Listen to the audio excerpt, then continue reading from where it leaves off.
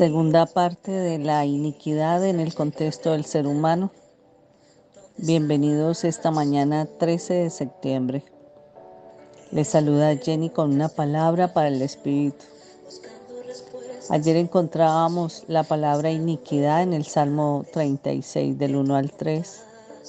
Hoy miraremos qué nos dice el resto de la palabra con respecto a ese versículo bíblico. Porque es importante ver cómo una palabra, que es la iniquidad, está envolviendo nuestro diario vivir. Aquí ella no mira si somos pobres o ricos, si somos blancos o negros. Lo verdadero es que ha caído sobre descendencias y debemos revisar por qué nuestro contexto se ha salpicado. Así que el salmo de la palabra que nos respalda hoy sigue siendo el Salmo 36, versículo 2 y 3. Y lo recuerdo porque se lisonjea en sus propios ojos hasta que su iniquidad sea hallada aborrecible. Las palabras de su boca son iniquidad y fraude. Ha dejado de ser sensato y de hacer el bien. Aquí podemos ver en esta palabra cómo la arrogancia y la maldad sobresalen. Así que de eso nos quiere hablar este versículo bíblico, de que algunos individuos se jactan de sus malas acciones, pensando que nunca serán descubiertos. La arrogancia es uno de los pecados más graves que existen en la Biblia y pueden llevar a grandes consecuencias. La arrogancia y la maldad suelen ir de la mano, ya que muchas veces las personas se sienten superiores a los demás y por lo tanto creen que pueden hacer lo que quieran, pasar por encima del que sea, por alcanzar sus deseos, sin importar las consecuencias de sus acciones. Y esta actitud puede llevar a cometer actos terribles, sin sentir ni siquiera remordimiento. Así que aquí el individuo mencionado no parece tener remordimiento por sus acciones. Al contrario, se vanagloria de su maldad, sin preocuparse de lo que le pueda ocurrir más adelante. Así que esto nos muestra cómo muchas veces la arrogancia puede llevar a las personas a pensar que son invencibles, que no existen nadie más que ellos y que pueden hacer lo que sea y nunca serán descubiertos. Las consecuencias de la arrogancia y la maldad pueden sentirse de pronto invencibles, pero van a tener consecuencias irrefutables. Por eso es que la Biblia nos enseña que Dios no puede ser burlado y que todas las acciones siempre tendrán un resultado, bueno o malo. De la manera como usted suela cosechar, así recibirá su cosecha en abundancia. Entonces, tenemos que mirar que la arrogancia también es una situación temporal y que puede ser reemplazada muchas veces por el temor y por la inseguridad. Puede estar ahí mimetizada sin darnos cuenta. Puede verse el individuo con miedos, con temores, con inseguridades, y esto tiene una raíz que es la que se tiene que descubrir. ¿Y cómo podríamos aplicar este salmo a nuestra vida?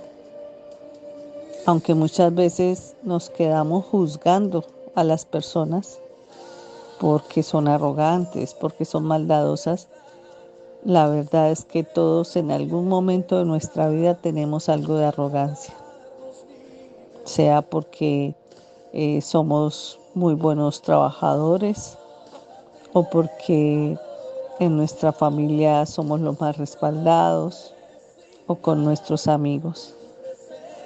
Porque realmente es fácil tener la razón y sabemos lo que es mejor para todos.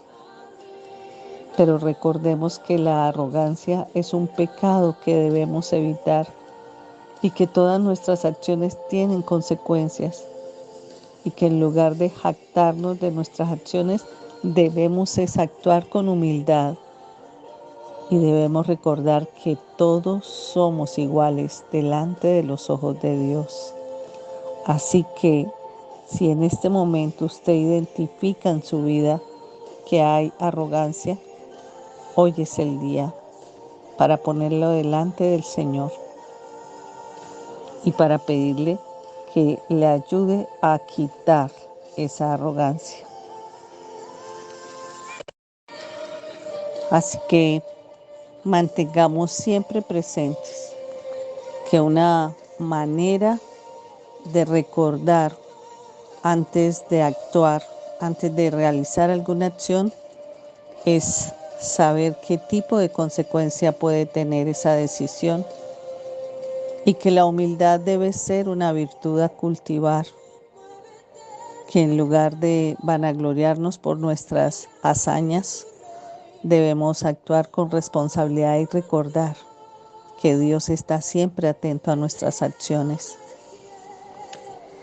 Pero ¿cuál sería realmente el pecado de iniquidad?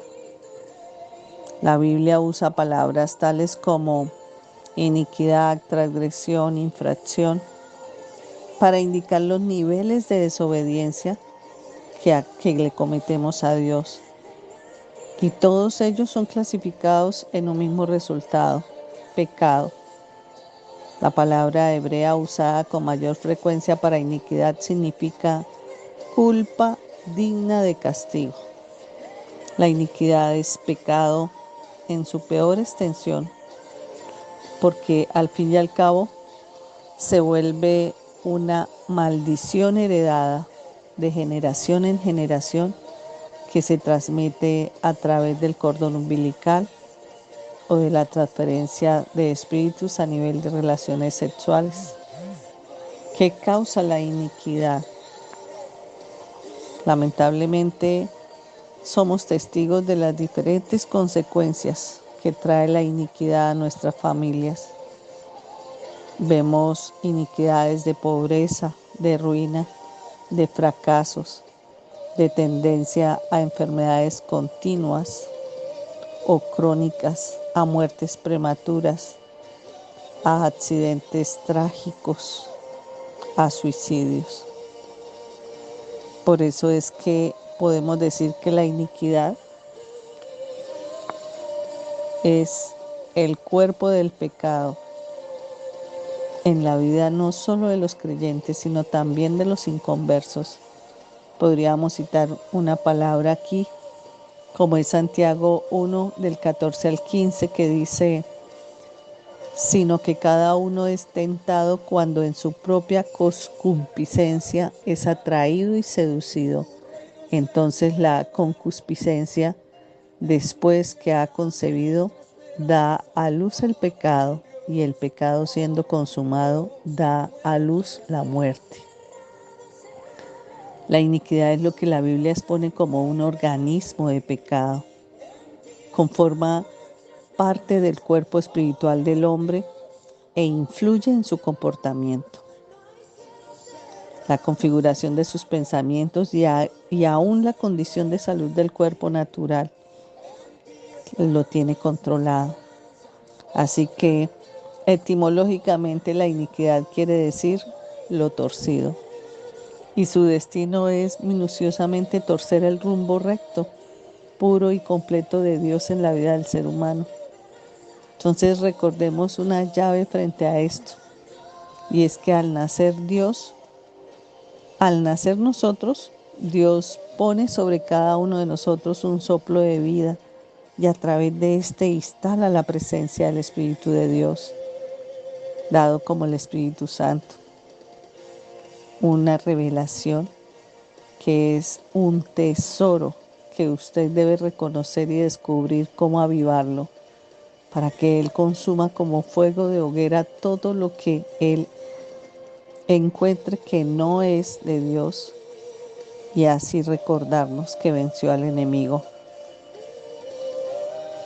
Más adelante retomaré este tema, pero la iniquidad está específicamente enlazada al mundo espiritual y ese mundo espiritual es el de las tinieblas, en donde el diablo conecta las maldiciones que sobrevienen de nuestros antepasados. Esta propia área donde se enraizan las bases legales de enfermedad que se traspasan de padres a hijos y de hijos a nietos. Así que donde se encuentra la legalidad de Satanás para saquearnos y subyugarnos, para someternos. Pero por otra parte, la bendición de Dios siempre será un continuo estorbo. La iniquidad es el organismo del pecado que engendra en el espíritu e inunda el alma y el cuerpo como un barro que se contamina con todo. La iniquidad es una entrada que tiene el poder del diablo sobre la vida del ser humano, sobre la vida del creyente o del incrédulo. Aquí no respeta, por eso digo, no respeta si somos blancos o negros, altos o bajos. Es por medio de la iniquidad que el maligno viene a perforar el corazón del hombre y planta allí todo molde de deseo perverso y pecaminoso. A esto les llamamos concupiscencia. La heredad del pecado ha sido transmitida y en el presente va a pervertir el alma para que ésta se motive a desear hacer maldad. Y será esto una influencia irresistible. En abundantes casos, empujará a personas visiblemente que son buenas a cometer pecados abominables. Tiene que estar usted fortalecido muy bien espiritualmente para que este prototipo de pecado que es la concupiscencia no lo alcance. Así que la iniquidad trae como resultado, cuando una persona cumple una edad determinada, empieza a manifestar deseos incontrolables por cosas que ni siquiera le atraían. Por ejemplo, un hijo de una persona que consuma drogas, lo arrastran las ganas de consumir alcohol, droga, a un nivel mayor de lo que sus padres consumieron. Y pueden ser a veces hijos creyentes. Y todos se sorprenden porque son personas que realmente aman a Dios, pero que caen en esos pecados, que les cuesta creer que sea posible que una situación de esta los esté salpicando.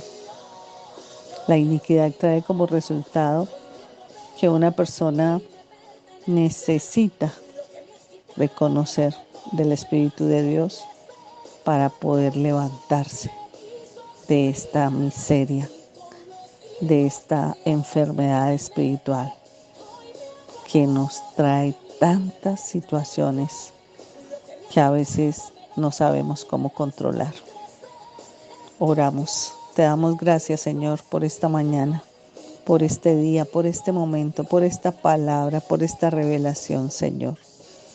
Permítenos, Señor, fortalecer nuestro espíritu para que sea así como lo dice tu palabra, como fuego candente, pueda desarraigar, arrancar, quitar todo mal antidiseño que el enemigo haya puesto en nuestra vida desde antes de ser concebidos.